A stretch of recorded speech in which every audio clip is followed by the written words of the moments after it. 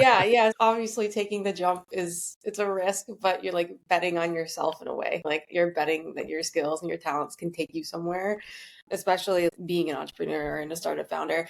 So I started off my career at PepsiCo. I was driving routes and then I became a manager of the people who drove routes. And so basically the entire job was just like execute this in this account, make sure you do the weekly changeover, make sure you tell your reps what to do every week, just like do work with one-on-ones and ever. And it's very much like 100% execution based. Someone's telling you what to do.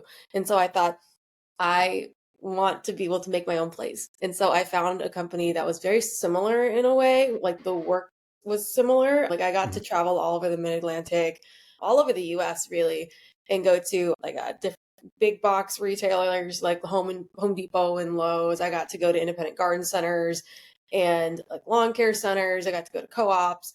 And so it was really awesome doing that. And I got to create my own plays that would either affect a single store somewhere or like 100 stores.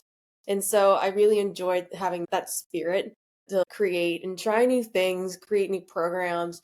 And that's when I thought, I want to create a startup. And a common problem I would see would be like I would go to a like lawn care center and they would have a landscaping division or a lawn care division and they would be doing like $1 million business in that Mhm. way, but they just didn't know exactly because they were like everything's in my brain, it's in my noggin. I was like, well, okay, how do you know how much you're making then? Yeah, and they're like, I'm using Apple Notes, I use like I use Excel or something. And so I was like, why don't you just use a software? They were, and they just said it's too inaccessible, it's too expensive, it just feels like too much. And so I thought, I talked to oh my gosh, my boyfriend at the time, now husband, and he's a software developer. And we were like, let's make something. So we named it after our cat, Eartha. And that's like how the idea of EarthaPro was born. So you were in the field, you were basically selling to your audience already, and you Yeah. saw all these folks with pieces of paper, notepads, or Apple Notes, and just no systems, no process whatsoever. Yeah. Yeah. It's pretty much. And so the worst thing you want to do is build a product and not know if there's an audience. And Mhm. so coming from the industry, it's so important being like, oh, I found the problem. Can I help these people who would pay to have the solution? Mhm. And so I resonate because I also came from sales. I also had an insight. I did a very poor job of applying my insight, so I'm not going to project that onto you.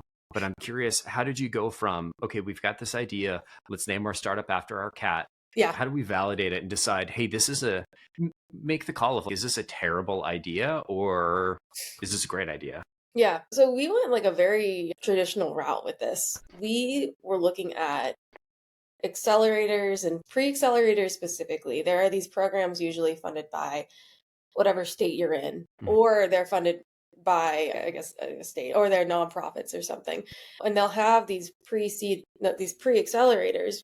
We went through one in Virginia, and basically it helps you go through a cohort and it helps Mhm. validate your idea. So they force you to do interviews with your like ideal customer profile or who you think that would be. They force you to get your idea out of your head to just say what is the actual issue going on.